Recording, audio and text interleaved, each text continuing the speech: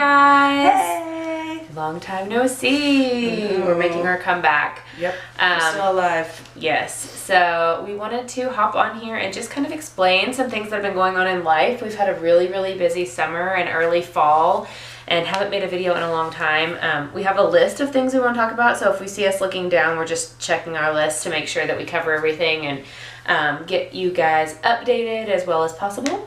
Yes. So first, we just wanted to kind of explain our break. Do you want to explain our break? Things have been crazy. Linda, but good. Crazy, yeah. Good crazy. Because that's how we live our lives. But Linda decided to go back to school, and when that happened, we just lost track of time.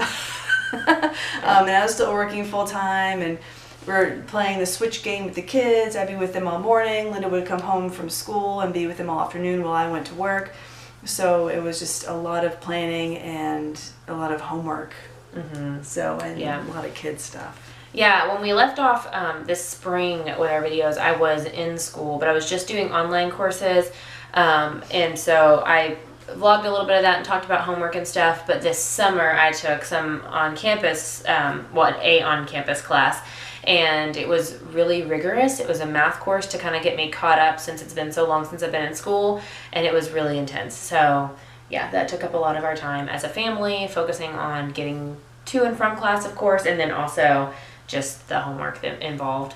So we did decide to take a break from the videos because most of my evenings, instead of being able to edit videos and upload videos, I was spending them working on homework, and it just wasn't playing in the cards to fit everything in. So that is the reason why we initially took a break. And then this fall came around and Michelle actually got a job in Mansfield, Ohio. What? Which is about 50 miles north of Columbus. Yes. And it wasn't a huge surprise because we were actually looking for jobs and to relocate our family for several reasons, and one of the main reasons is because we wanted to be closer to FPI specialists for Thai. We also want to live in a state that has a lot more friendly laws as far as the LGBTQ plus lifestyle is concerned. So that is something that we've been seeking out and talking about for a long time, but it just kind of all came to fruition in August of this year when Michelle got offered her job at Richland Academy. Yep. So tell us a little bit about your job. Okay.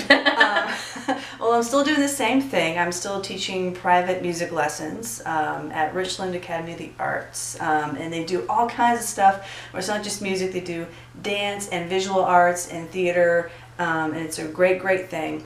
And so, and I've also been hired as the guitar department chair there also. So really great opportunities. It's a really cute downtown area. There's a carousel. It's the oldest hand-carved, hand-painted carousel in the country. In the country.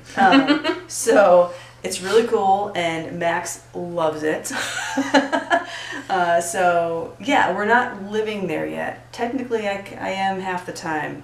But we're trying to sell our house, and we're trying to get an apartment up there, and so it's been me going back and forth up to Ohio for a little bit of the week, and then coming home on the weekends, and then going back up to work again. So it's been a lot of back and forth, and still kind of our schedules are still crazy. So yes. Yep. Which means I have been here solo parenting with the boys and keeping our house as neat as I can so that we can have showings because our house is actively for sale. We're trying to get this house sold at the same time as get an apartment up there because I think we're just going to go ahead and go for the move, and then maybe our house will sell empty. But either way, it's just kind of been a lot for both of us because Michelle's either working or on the road, and I am here with both kids by myself, and there's anybody who's a parent knows that there's not really very much downtime with that. Yeah. So videos have just kind of not picked back up because of that. However, we are back making videos. We have the goal now that we'd like to get at least one video up a week to kind of update because a lot of things are changing in our world as far as FPIEs and food allergies are concerned with Thai. Yes. And it feels really strange to just leave the video off and not update the journey that we started last year, because it has been huge for us. So we had to come back and we had to keep updating, because lots of big changes are happening, good and bad. This summer has been really interesting. Yeah. So we wanted to update on that too. Yeah.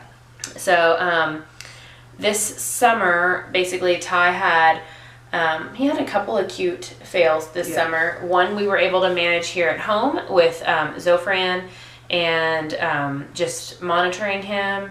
Forget which food that was too. This is why we should video, because it hit.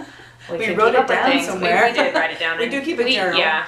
And then another that we ended up having to take him into the emergency room, which Michelle brought him in. I was on my way to school and I left and came home, well, met them at the hospital, was peanut butter.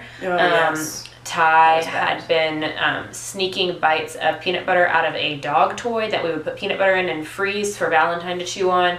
And he got up one morning before us and was playing with Max. We thought they were playing in the playroom, and turns out he was playing with that dog toy. When I got that toy away from him, I didn't think anything about him reacting to peanut butter, because he has other legumes as safes. As you guys know, he has green beans, he also has peas, and he has white beans as safes. So we didn't really think that peanut would be a huge issue. We had no idea that it would be such a violent acute very acute fail.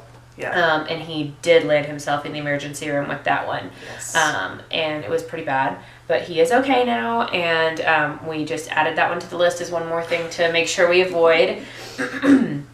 So yeah, he has also been in for follow-up testing for his egg immunotherapy. Yep. And the last 2 times he had allergy tests done, he tested negative to his egg testing. So of course, you guys followed the immunotherapy journey. We were doing those muffins every single day as consistently as we could, pretty much since the beginning of this year. I think it was March when we did the trial or the challenge. So we have been on the egg muffins until recently. We took a couple weeks off because things were crazy.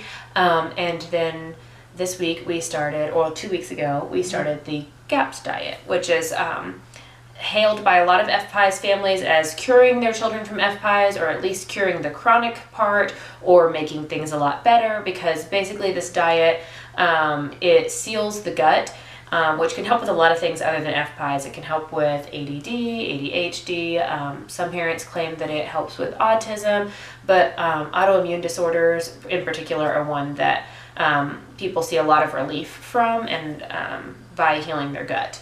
And so we have been following, well, me and Ty have been following the GAPS diet for 2 weeks now, and we have seen huge improvements on the GAPS diet. Part of it is introducing egg, and introducing it in several different forms. And so far, Ty has successfully passed every form of egg that the GAPS diet introduces. We're talking like raw yolk. She had to eat raw yolk. It's not that bad, because if you make it, because you're eating a lot of soup, so if you make it like carrot blended soup, and you put your yolk in there, then it's, you don't even know that it's there. And it's, these are yolks from eggs that are pasture raised, local, and have a much lower risk of like salmonella or any other kinds of bacteria and viruses being in them. So I'm not doing GAPS. No, right now. Michelle's not doing it. Max is not doing it. There's no way, I don't think, that we'd be able to get Max to do it. But Ty and I are the ones doing it now, and we're beyond that phase now. We're not eating raw egg yolk anymore. He is eating eggs in muffins and pancakes and all kinds of different ways. She had his first pancake yesterday. Yeah. Which was incredible. Max and Ty had the same breakfast. For the first time ever. It was awesome. Yeah, so cool. Yeah. Yeah, there's pancakes on the GAPS diet that are made out of soaked sunflower seeds and squash and egg. And those are the only ingredients. And then because he doesn't have a safe oil that we like to use, he has sunflower, but it's not really the best oil. It's pretty processed and not really great for people to consume. So we try not to use a whole ton of that. So we fry his pancakes in the fat that comes off of the top of the broth that he's been eating. We just scrape that off and keep it in a jar, and then cook his pancakes in that. And that may seem gross to some people, but when your kid doesn't have a safe oil or a safe fat, and that's the only way to cook a pancake, then it doesn't. A lot of things that seemed weird maybe 2 years ago start to seem really normal in our house now because we just get by with or inventive even. Mm-hmm. Like, look what I came up with. What? That's me in the kitchen all the time. Yeah.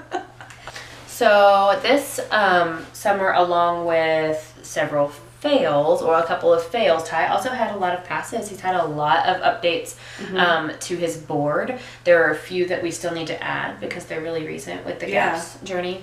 So I want to share some of the passes that you remember, and then I'll share anything. Okay. I think the biggest one was beef. We actually did that in a I guess more of like a 3-step process, more than what we usually do with our trials for him. So we did beef broth for a few days, and then took a 1 or 2 day break, and then did bone broth for a few days, took 1 or 2 day break, and then he actually had the meat and did great. And so it's been great to add another protein to his diet. Since chicken is a fail for him, then we're getting into really expensive meats.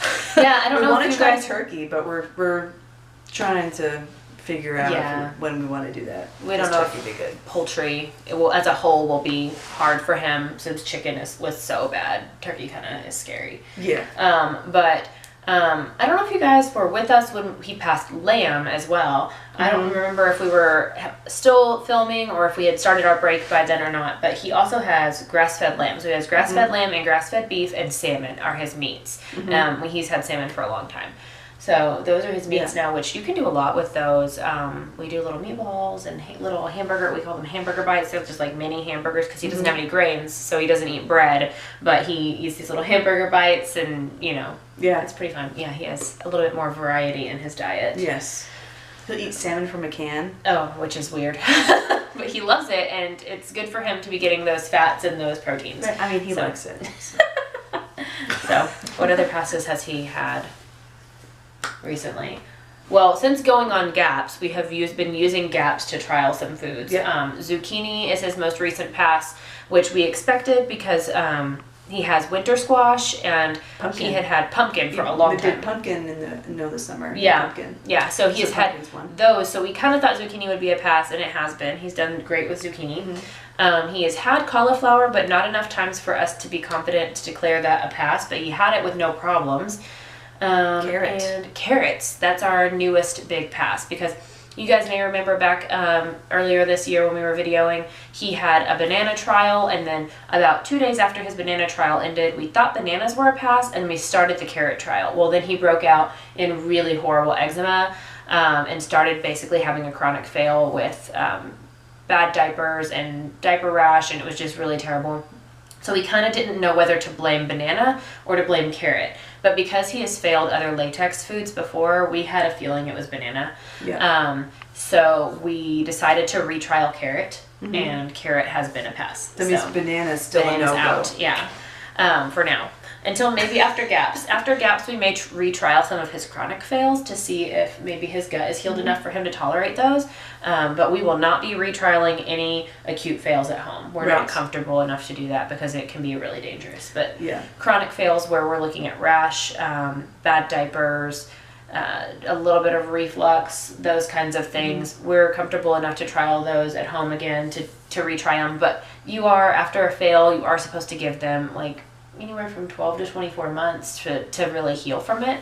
So we're not rushing any of the foods that he has failed in the past. Right. So, I think that's about it for his most recent passes, right? Yeah, that's all I can remember. Cool.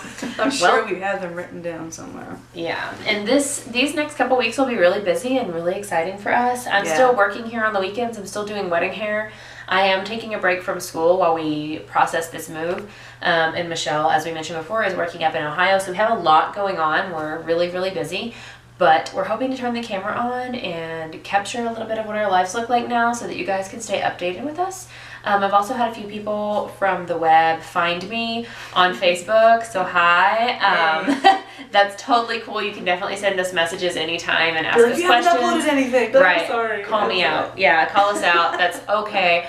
We've had a few requests for videos, so we will probably be be making a few requested videos coming up soon too, because the holidays are right around the corner, and I know that one of the requested videos is to make something that we can show our families to kind of explain F-pies, just a really general, broad explanation of F-pies, so that aunts and uncles and grandparents can kind of better understand what they're dealing with and the rules of F-pies when you have an F-pies kid in the house. And maybe they're visiting and you don't really know whether or not you can feed them, or what you can feed them. Or why their plate has a lot of different food than what everyone else is eating. Yeah, so we're going to hopefully get that out soon, so that you guys have that in your back pockets to share with family before the holidays roll around and everyone's traveling. Yeah, for sure. So anyway, I think that's it for our update. Yeah. Also, if you guys want a video on more details about Linda's GAPS journey with Ty, totally comment down below and let her know, because it's been, I think, really eye-opening, and just how just even Ty's stomach, whenever he eats, it gets very distended. It's like it sticks out, you know, it gets like that pot belly. But ever since he's been on GAPS, it's just flat, and it's like all that really inflammation is gone inside his gut, and he's totally healing inside. So it's really amazing and really cool. And his vocabulary is actually really improved since going on GAPS a couple weeks ago. Yeah, and he learned how to use a fork and spoon. Yeah, it was crazy. All of a sudden he was using utensils, and it wasn't like that with Max. Not that we always compare them, but it was just like night and day. All of a sudden he's being able to do all these things, which is a really common thing with GAPS, that kids all of a sudden they just make these big strides in development. So it's very, very cool stuff. Yep. Really awesome. So I'm happy to make a video on that. If you guys are interested, just comment down below on what you want to see us make videos on, what you want to hear from us. Otherwise, we'll just do life updates, and you'll just have to hear us talk about ourselves for 15 minutes. So I'm not very good at that. So just let us know what you want to see, and we'll be happy to make that. And we will talk to you guys soon. Don't forget to feed yourselves well, and we'll talk to you next time.